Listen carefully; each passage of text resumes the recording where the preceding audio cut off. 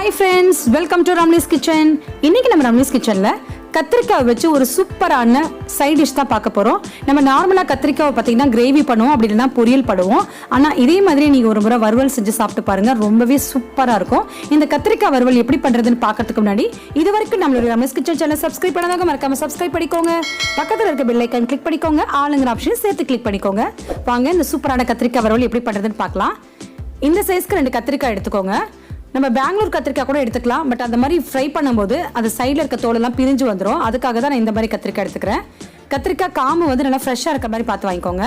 இதை இந்த மாதிரி ரவுண்டாக கட் பண்ணிக்கோங்க. இந்த அளவுக்கு திக்காக இருக்கணும், ரொம்ப மெலிசாக கட் பண்ணக்கூடாது.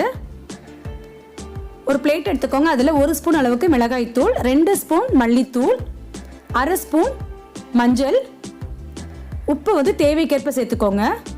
இஞ்சி பூண்டு விழுது 1/2 ஸ்பூன் சேர்த்துக்கோங்க. இதோட திக்கா கரைச்சின புளி 2 ஸ்பூன் சேர்த்துக்கோங்க. கூடவே தண்ணிக்கு பதிலாக நம்ம எண்ணெய் சேர்த்து தான் இதை பிசைய போகிறோம். எண்ணெய் சேர்க்கறனால நமக்கு கத்திரிக்காய் கொஞ்சம் கிறிஸ்ப்னஸாக கிடைக்கும்.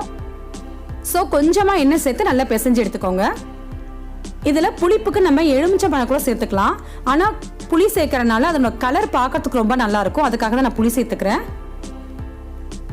லெமன் சேர்த்துனீங்கன்னா உங்களுக்கு அந்த அளவுக்கு கலர் வராது.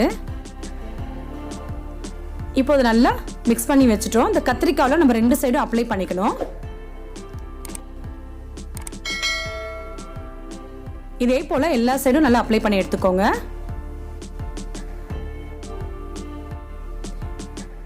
இதே மாதிரி நீங்க வாழைக்காவும் வச்சு செய்யலாம், ரொம்பவே டேஸ்டா இருக்கும். உருளைக்கிழங்கும் செய்யலாம், பட் கத்திரிக்காயில் செய்யும்போது அதோட டேஸ்ட் ரொம்பவே டிஃப்ரெண்டா இருக்கும். இப்போ இதெல்லாம் வறுத்தரலாம். ஸ்டவ்ல ஒரு தோசை தவா வச்சுக்கோங்க. அதில் 2லேருந்து 3 டேபிள் ஸ்பூன் அளவுக்கு எண்ணெய் ஊற்றிக்கோங்க. எண்ணெயை நம்ம எல்லா பக்கமும் நல்லா ஸ்ப்ரெட் பண்ணி விட்டுறணும். ஏன்னா நான் ஷாலோ ஃப்ரை தான் பண்ண போகிறேன், டீப் ஃப்ரை பண்ணல. ஸோ எல்லா பக்கமும் எண்ணெய் இருக்கணும். இப்போ எல்லா கத்திரிக்காயும் இதில் நம்ம வச்சுக்கலாம். நம்ம வீட்டில் கத்திரிக்காய் சைட் டிஷ் பண்ணோம் அப்படின்னா கிட்டத்தட்ட 1/4 கிலோலேருந்து 1/2 கிலோ அளவுக்கு நம்ம காய் எடுத்து செய்வோம். பட் இந்த மாதிரி நீங்கள் வறுவல் பண்ணிங்கன்னா இதுக்கு வந்து நீங்கள் 2 கத்திரிக்காய் இல்லைனா 3 கத்திரிக்காய் இருந்தால் நம்ம டோட்டல் ஃபேமிலியை சைட் டிஷ்ஷாக வச்சு சாப்பிட்லாம். நடுவில் எண்ணெய் எல்லா பக்கமும் ஸ்ப்ரெட் பண்ணி விட்டுக்கோங்க. 5 நிமிஷத்துக்கு அப்புறம் இதை நம்ம திருப்பி போட்டுக்கலாம். கத்திரிக்காய் வேகிறதுக்கு ரொம்ப நேரம் ஆகாது. நமக்கு அந்த மிளகாய் தூளோட மல்லித்தூளோட பச்சை வாசனை போகிற அளவுக்கு நம்ம இதை நல்லா ஃப்ரை பண்ணிக்கணும். அவ்வளோதான். 2 சைடுமே நம்ம 2 to 3 மினிட்ஸ் வேக வச்சு திருப்பி போட்டுக்கணும். ஸ்டவ்வை ஃபுல் ஃப்ளேமில் வைக்காதீங்க, மிளகாத்தூளோட கலர் மாறிடும். இப்போ பாருங்க, பார்க்கறதுக்கு எவ்வளோ அழகாக இருக்குது. இந்த மாதிரி நமக்கு கலர் கிடைக்காது. ஸோ நீங்கள் மீடியம் ஃப்ளேமில் வச்சு தான் அதை பண்ணணும். இப்போ நான் வெந்துருச்சான்னு செக் பண்ணுறேன். நல்லா பாருங்க, பார்க்கறதுக்கே தெரியுது நல்லா வெந்து வந்துருச்சு. இப்போ நம்ம எல்லாத்தையும் எடுத்துக்கலாம். இங்கே பாருங்க, பார்க்கறதுக்கே இவ்வளோ சூப்பராக இருக்குன்னு.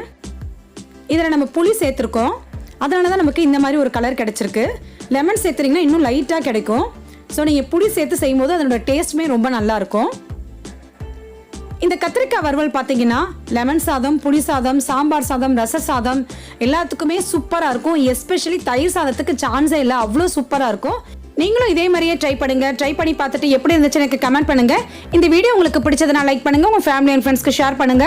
இந்த மாதிரி வீடியோஸை நீங்கள் தொடர்ந்து பார்க்கணும்னு நினைச்சீங்கன்னா இது வரைக்கும் ராம்லிஸ் கிச்சன் சேனல் சப்ஸ்கிரைப் பண்ணாதவங்க மறக்காம சப்ஸ்கிரைப் பண்ணிக்கோங்க. பக்கத்தில் இருக்க பெல் ஐகான் கிளிக் பண்ணிக்கோங்க. ஆளுங்க ஆப்ஷன் சேர்த்து கிளிக் பண்ணிக்கோங்க. Thanks for watching.